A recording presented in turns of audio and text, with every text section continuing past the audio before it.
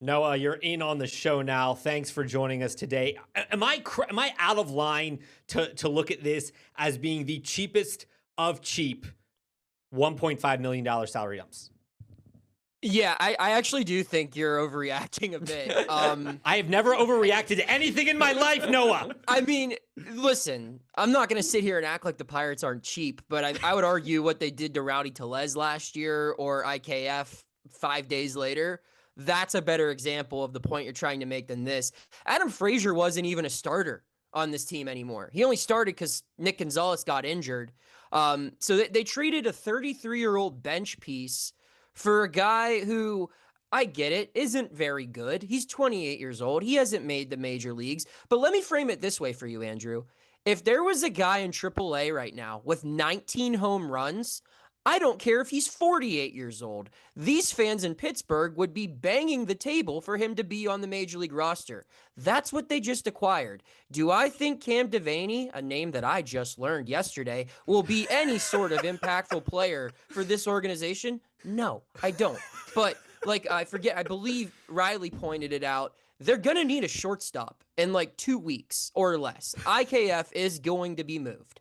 And at the very least, Cam Devaney is a name that you can write on the lineup card for August and September. You traded nothing and you acquired nothing. What you acquired is essentially the equivalent of a $1 scratch-off ticket. And sometimes, if you play those enough, you get $50 out of it. Now, is $50 a lot of money? To some people it is, but for most of us, not a ton. It's not life-changing. But if they can get a $50 scratch-off ticket for an Adam Frazier, then that's a win. This guy's having the best year of his professional career at the plate. He's made some swing changes. He hasn't received a big league opportunity. He is good enough to play on this team, which albeit is not a very good team. But I like this as an alternative to rushing Jared Triolo back up to the majors just because you traded IKF, as an alternative to playing Leover Peguero at shortstop, a guy who can't even hit consistently in AAA. This would be their best power hitter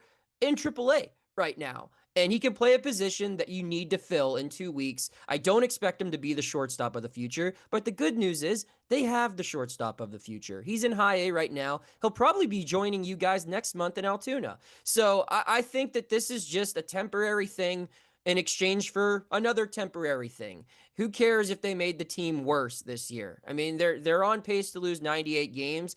Honestly, they could benefit from losing more. They get a better draft pick. They get a better odd of getting that number 1 overall selection.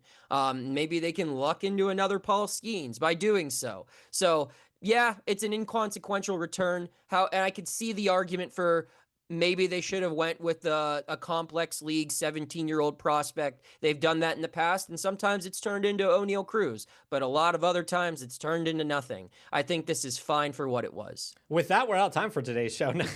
Yeah, sorry. No, well, it's interesting. I loved your take here. No, I will say this, as cheap as Nutting is, if you would have given him a $50 scratch off, he might have taken that over the trade. He might have taken the dollar scratch off. But I still don't get it. I guess my one question is, we're seeing Devaney start. He's listed currently now in AAA. Do you expect him to get called up? And you mentioned future shortstop. Where's Tamar Johnson fill in all of this? I don't know where Tamar Johnson... Oh, we'll start with Devaney. I do expect him. I mean, I haven't heard this. I haven't poked around. Candidly, I had a long week in Atlanta, and, finding out Cam Devaney's immediate future, I think that can wait till I show up to Clubhouse tomorrow. That was low on the totem pole. Yeah, that wasn't... I've got other things I need to take care of before that.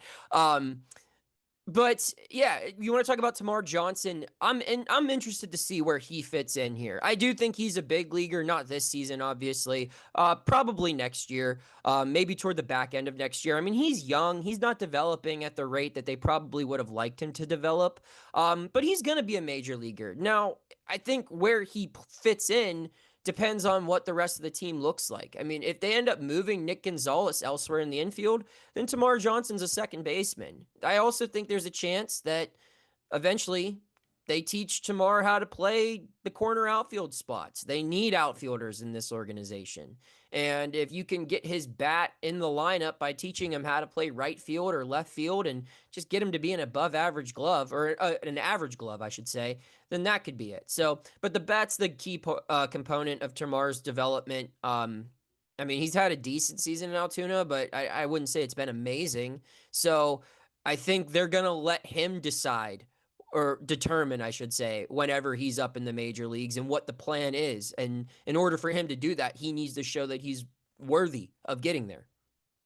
No, thanks for joining us and I guess kind of defending me a little bit here with my take. I didn't want to feel too overreactionary, I guess it would be the right word to say there. But you ended up talking that you were in Atlanta for All-Star Week. What was kind of one of your biggest takeaways from some of the Pirates down there, between Connor Griffin all the way up to Paul Skeens? And I'm not really asking for this, but I guess so. What was your kind of go-to order at Chick-fil-A? I saw you were down there multiple times this past week. Yeah, all right. So I'll start off with the Pirates here before we get into Chick-fil-A. It was, I think, the best case scenario for the Pirates. They had in what has been, and I wrote this in a story that ran today, in a year where it's just been almost always bad for the Pirates, they had 4 days in a row of good.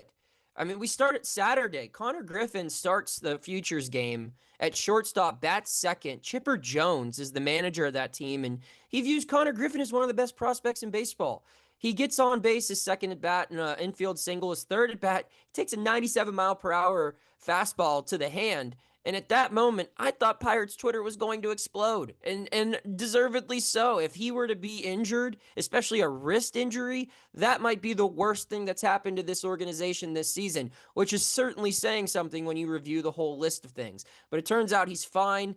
He announced that after the game. I just posted a video a couple days ago of him taking batting practice, so he's all good to go. So that's the first win of the week. The second win was their draft on Sunday and Monday. The first 2 picks of this year's draft were very unexpected and allowed a lot of talented players to slide down further into the top 10. The Pirates got Seth Hernandez, a guy who some people thought was going to be the number 1 overall pick. Some scouts have deemed one of the best high school pitching prospects ever. He is 19 years old. He throws a fastball in the high 90s. His changeup is viewed to be one of the best pitches in the draft, and that's just one of many really good picks they've got. MLB Pipeline rated the Pirates draft the number 2 in all of baseball this year, behind the Baltimore Orioles. They picked up some really good college hitters in the later rounds. Everyone was complaining because they took 2 high school pitchers with their first 2 picks, but 10 of their last 19 picks were college hitters, and they got some steals, most notably the other Jared Jones from LSU, a guy who's a highly rated prospect, and a lot of people had a lot of nice things to say about. So that was their second big win. Their third big win was O'Neal Cruz. No, he didn't win the home run derby, but he put on the best show. He hit the 5 furthest baseballs in the event, including one that's been hit further than any other baseball. It's still up there. That's exited. Yeah, that's exited Truist Park. So he put on a great show in the home run derby Monday evening. He certainly didn't disappoint. And as a guy who has to write about all of the things O'Neal Cruz does wrong, and there are a lot of them at times, it's nice to also be able to write about the things that he does well. And this home run derby thing, he does that better than just about everyone. So that was fun to cover. And then finally, Paul Skeens was Paul Skeens on Tuesday. He's the biggest pitching name in the sport. He's one of the biggest pitching names as far as popularity is concerned that I can remember in recent baseball history. I don't know if there's ever been a young pitcher that's generated this much hype 2 years into their pro career. Guys like Scherzer, Verlander, Kershaw, they took a little bit of time to really reach this peak. I mean, maybe you could argue like a foreign pitcher came over with already some notoriety like Ohtani or Hideo Nomo or Daisuke Matsuzaka, but those guys were established. Paul Skeens just has come out of nowhere, and to see him continue to be this star, it's been awesome to cover. He was dominant in his 1 inning. I also love that he starts the All-Star games because my workday just kind of ends after the 3rd inning, and I just get to watch the rest of the game as a fan from the press box and the air conditioning, which is great. But overall, a really, really good week for the Pirates in All-Star Week in Atlanta. And boy, could they have used it, because it's been a really bad season. Oh, and then Chick-fil-A rules. I went with the classic sandwich, the the ice cream cone and a bag of chips. The fries, they don't just sit well. They don't sit well with me. And I can't have anything weighing me down while I'm trying to log those 14-hour work days. The Pirates baseball weighs you down enough. Yes, it does. Noah, I wanted to jump ahead to the trade deadline. I think Mitch Keller's kind of one of the bigger names to watch in all of baseball. I wanted to get your thoughts on him as a possible trade partner with the Chicago Cubs. And the reason I was asking, you don't necessarily see interdivision trades, and I think the Cubs match up the best of any team to trade for him because their top prospect is a power-hitting outfielder who's tearing the cover off the ball at AAA right now. Yeah, one who I just watched play in the Futures game a couple of days ago, too. But I'm glad you brought this up, Ryan, because I just reported this in my mailbag, which ran a couple of hours ago. Mitch Keller, on the note of the Cubs, I learned this weekend that Mitch Keller is not the Cubs' top priority. They have other starting pitchers in mind. They're still interested in Mitch Keller, but he's not their number one guy. The team that's most interested in Mitch Keller right now is the New York Mets. The New York Yankees are also emerging as a team that has a decent level of interest in Mitch Keller. So the Cubs are still in on him, make no mistake. But I think they have other guys that they'd prefer ahead of him. Maybe Zach Gallen as a rental, maybe Sandy Alcantara, who has a lot of team control as well and has probably a higher ceiling considering he's won a Cy Young. But Mitch Keller still has a very big trade market. He's without question their most attractive asset that they're willing to move this deadline. And I do anticipate he will be moved. I just don't think it's going to be the Cubs. Well, Noah here. We're going to take a quick break and bring you back when we come back. Quick thought, the last pitcher that had this kind of electric start, maybe Steven Strasburg. He did one thing. He did one thing. I don't know if you know what this is. One thing that Paul Skeens will never do. Win a Silver Slugger. There you go. True. This is Extra Points on WTAJ Plus. We were back.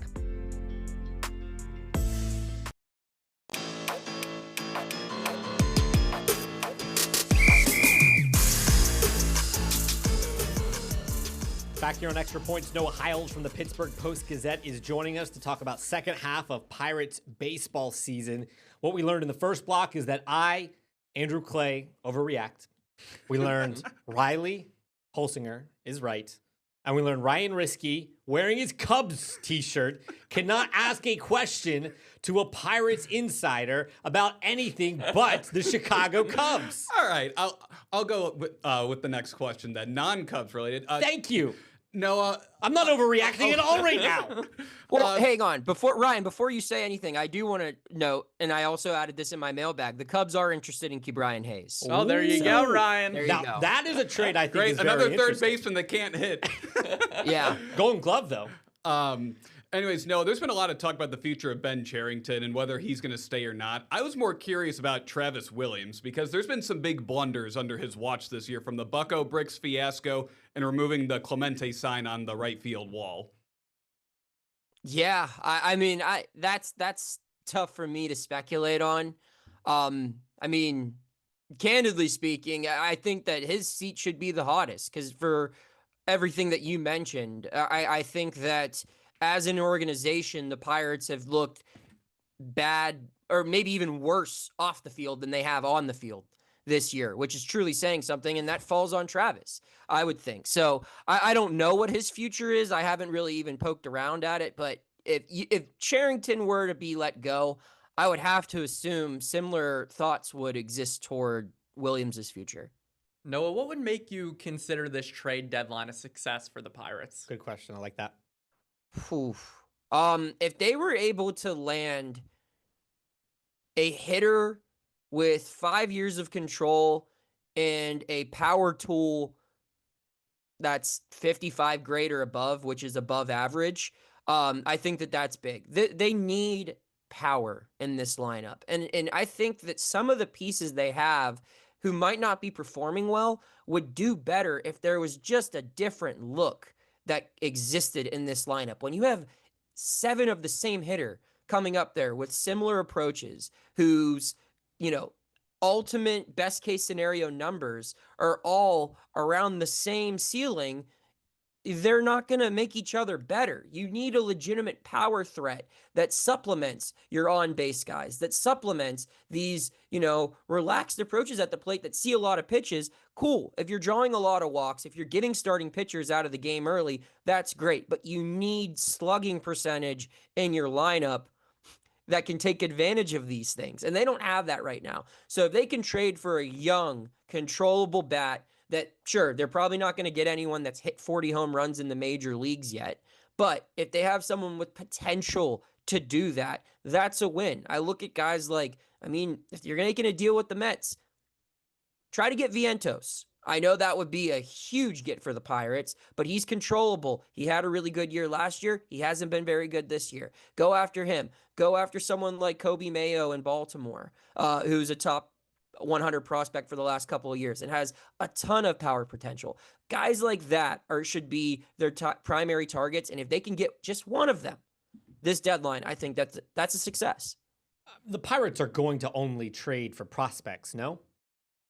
I don't know. I don't know if it's necessarily like prospects is the right term. I think they want controllable bats. I think we could see some returns similar to players like Spencer Horwitz. Like, was Spencer Horwitz a prospect? I don't think he was a prospect because he'd been in the major leagues for 2 seasons. It's just he hadn't been an everyday player. He's a guy that had some potential. I think they're going to get platoon guys who haven't had an opportunity to be an everyday player, that have a lot of control, and that have potential to be an above average hitter. I think that's what they're looking for. Now, if you could get a top 100 prospect who hasn't cracked Major League Baseball yet, like the guy that we talked about from the Cubs, or there are other examples as well, then yeah, I would probably rather go that route than someone who's just played, 100 games and has been okay in the major league level. But I think young, big league ready players is the goal here. Now, if they can get an established guy, that's great. And on the flip side, if they can get a prospect